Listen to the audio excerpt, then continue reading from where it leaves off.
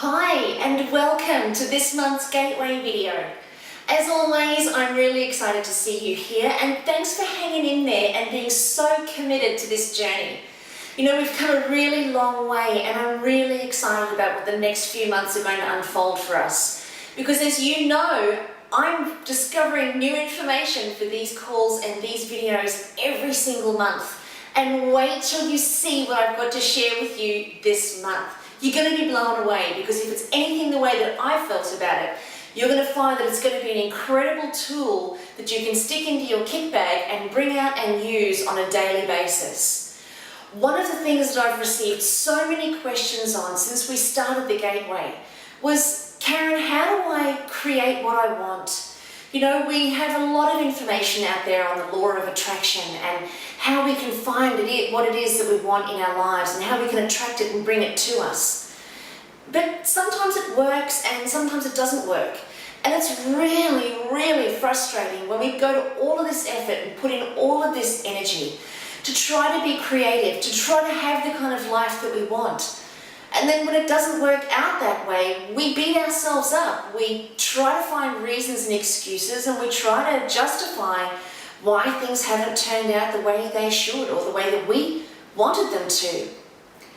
Well, this month's Gateway call is all about giving you yet another tool, but a far more potent tool. And in addition to that, this month's Gateway call and video is going to be all about taking the pressure off you. Because if you remember back to the second Gateway video we had, which was all about coming to terms with reality, coming to terms with what is. Now that's the first step that I want to cover off with you this month. And I'm going to do it really, really briefly. But I just want to refresh your memory on it. And if you feel that you want to go back and revisit that video, I recommend that you do that. You see, coming to terms with what is and coming to terms with reality is one of the greatest gifts that you can give yourself. Because things shouldn't be different. Your relationships, my relationships, your business, my business, everything that is currently present in our lives shouldn't be different. It is exactly the way that it's meant to be. And if it was supposed to be a different way, it would be. So stop pushing against the way that things are right now and accept the way that they are and get excited about what else is possible. You know, Natalie MacGyver is a member of the Gateway with us, and Nat, if you're watching the video, hello my love. One of the things that Natalie always sends me in emails no matter what I'm doing, you know, and she's an incredible support for me. She sends me emails and she says, Karen, what else is possible? You know, when I'd send her messages telling her how fantastic things are with my launch in Sydney or the launch in New York or the launch in Melbourne, I'll tell her how fabulous everything is and she'll say to me, Karen, now ask the next question. What's the next question? What else is possible? And that's all we have to do, is accept the way that things are, embrace them, don't try and change them and don't believe they should be different. Because it's in our believing that they should be different that we find all of our frustration and our angst. And your life is never supposed to be like that. And that is a complete waste of your energy. All your energy is meant to go into your creative power. Nothing more, nothing less. So let's take a look at how we can start to, I guess, step things up a little bit. How we can get those tools that go into our kit bag that you can bring out and use on a daily basis. I want to start off with sharing with you what I've learned over the last couple of weeks. And as always, I put it into intense practice before you guys get to see it. And I can't tell you how excited I am about the results that I've been producing. It has been mind-blowing. So get ready. If you've got a pen and paper handy, get ready to write this down because it's going to be super quick, super short and super sweet. But wait till you hear it because it's so powerful. So bear with me as we go along the journey of this really quickly. How do we get what we want in our lives? Well, the first step is to start with our intention. See, our intention is far more powerful than what we've ever given it credit for. our intention is everything. It's not only important, it's everything. So let me tell you why. Because our intention literally sets the wheels in motion so that the universe can begin to respond to what it is that we want. It's from the birthing of our intention and our desire that the universe gets to see and experience what it is that we want. But here's the reality. You only have that intention because it's sitting in the field, in the source field, where all things originate and all things return and all things are possible. Remember how we covered that? What it is that you're intending and what it is that you desire is sitting up there in the source of all things, waiting to arrive. So when you get the intention, it's because whatever it is that you're desiring is ready to become manifest, and not one moment before. That's why one day you'll have a desire to go to Paris, like me, or another day you'll have a desire to start a business. Or on a different desire, on a different day you'll have a desire to buy a new car. Perhaps a Holden Cruise, Lisa. You know, who knows? But every time you have a new desire, it's because that desire and that intention is waiting to become manifest. So the desire is almost sent, it's implanted, and the desire begins to grow. Now what happens from that point on is we get in our own way. We get in our own way by believing we can't have it, we don't deserve it, we get fearful. What if I take it and I lose the money? What if it's too much money? What if I can't afford it? What if I can't start that business? What if it's not a success? And what if I'm a failure? What if nobody listens to me? What if what I have to teach isn't fair and nobody wants to know about it if it's not fair and real? What if? But the universe has implanted the desire inside of you because the very thing you desire is ready to become manifest. But then we get in our own way with all of these doubts, and then of course what we want, what we know we want, we don't get. And then we become frustrated. So here's how you start with the end in mind. Please write that down. Write down that your intention and your desire is the beginning, and it is everything. It is not only important, it is everything. So when you get an intention, see the end result. See the end result of that intention playing out. Say I decide that I want to go to Paris, and I really do want to go to Paris.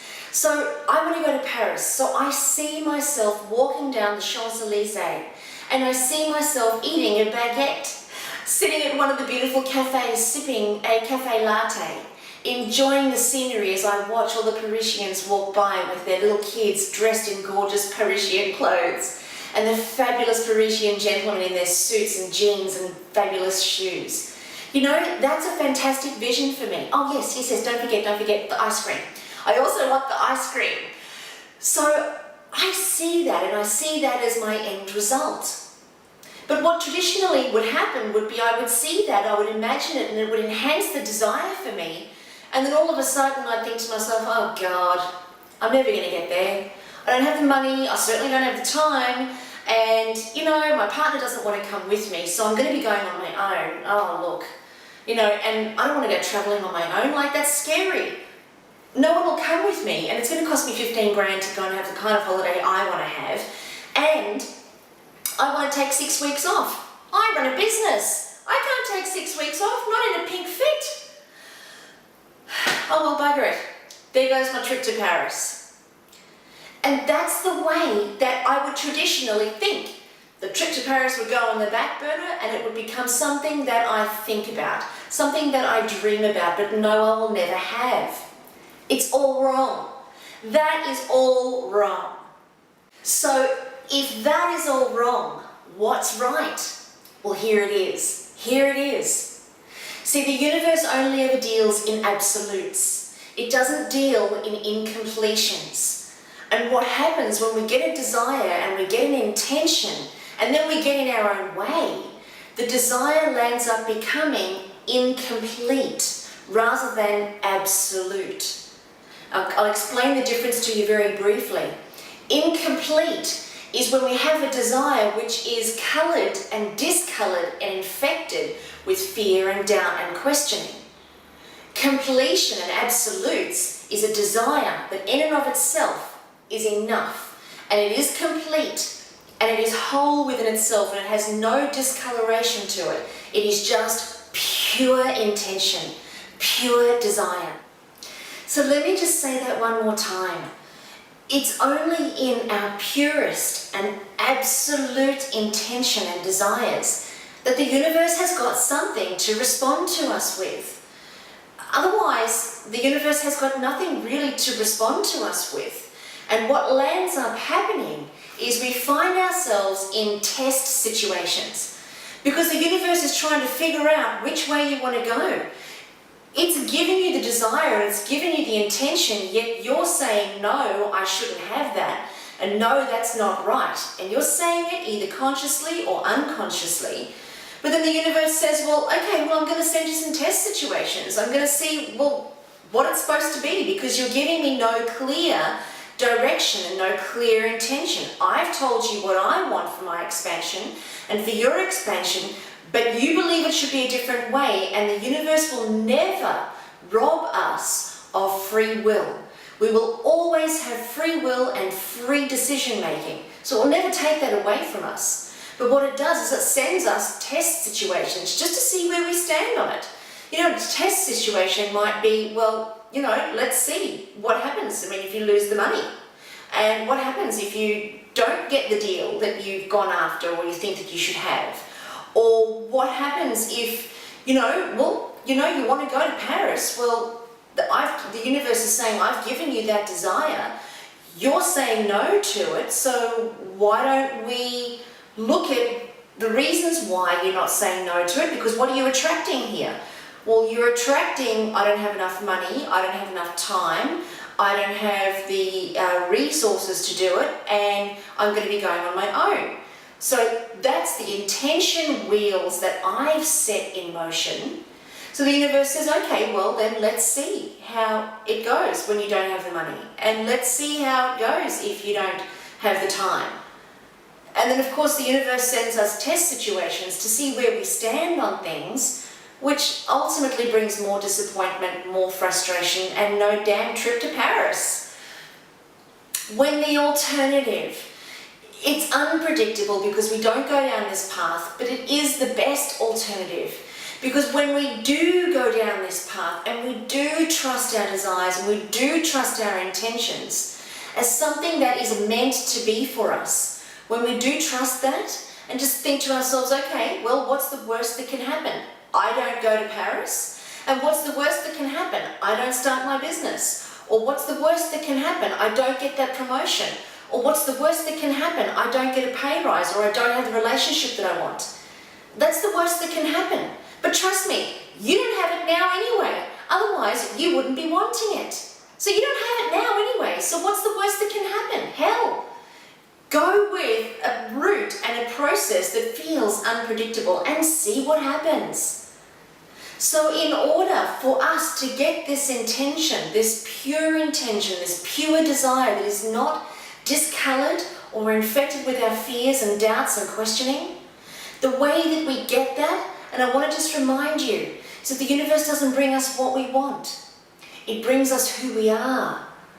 So if what we want is going to Paris, and I just want to go to Paris, I want to go to Paris, I want to go to Paris, then I'm going to be left in a state of wanting. But if the universe brings us who we are, then I have to become someone who's been to Paris? Is that right? Is that how it is? Do I have to become somebody who's been to Paris? Now, if you're asking the same question that I'm asking, you're on the right track. You are on the right track. Right now, it's perfect. And this is the tool that I want to leave you with today. The best way to embrace your intentions in the purest form, without them being discolored, is to relate to your desires and your intentions as if they have already occurred. I'll say it again. Relate to your intentions and your desires as if they have already occurred. See, because if I'm wanting something or if I have a desire or an intention, usually it's something that's going to occur in the future.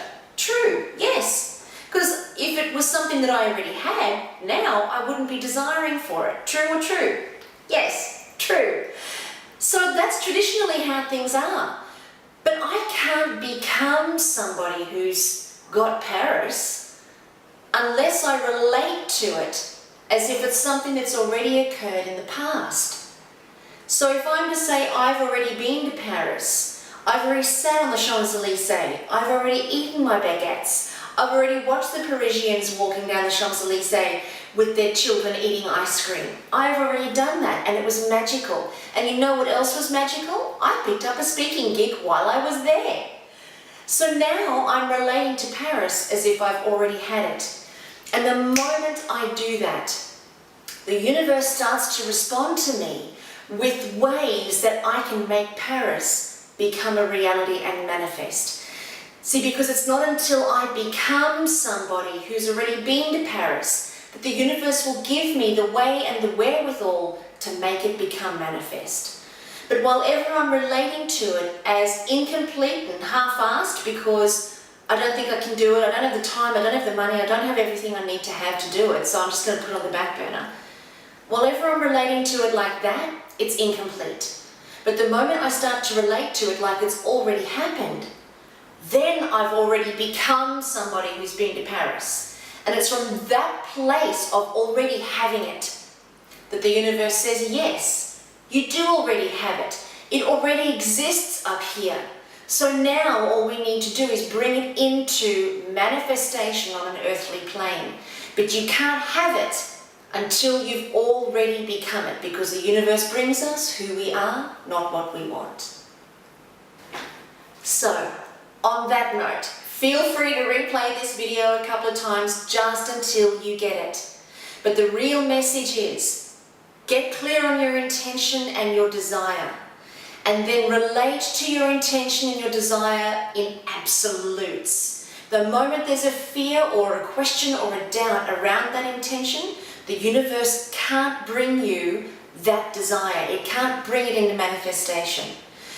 So relate to it in absolutes and don't allow the fear and the questioning to become something that stands in the way of you becoming a match to your desire. And the way that you become a match to your intention and your desire is you relate to it like it's in the past. Take the desire, put it in the past like it's already happened, and relate to it like it's already happened. It's so easy. It's so simple, and I don't know why we haven't thought of it before.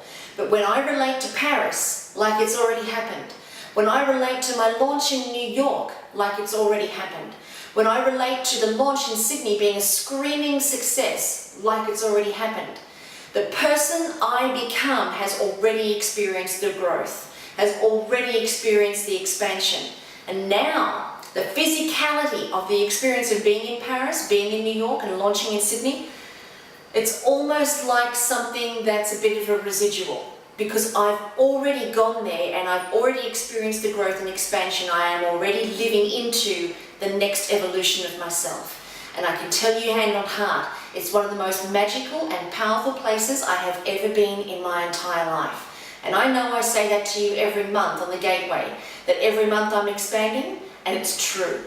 But right now, as I stand here before this camera and before each of you, I want you to know, I've never felt this level of power, this level of control and insight and peace than what I feel right now. I've never felt it. And the magic of this is that I know next month when I stand in front of this camera again, it's going to be even more magnificent. So don't let yourself off the hook. Don't let yourself disregard what you're learning on the Gateway. Go on the journey of expansion and growth, because that's what's meant for you. I can't wait to speak to you on the call. It's going to be a huge call this month. We've got over 20 members on the Gateway right now, and we're in November of 2011. Today is Melbourne Cup Day, and I hope you've all backed a winner. And I'll speak to you in a couple of weeks. Take care of yourself, and I'll see you soon. Bye for now.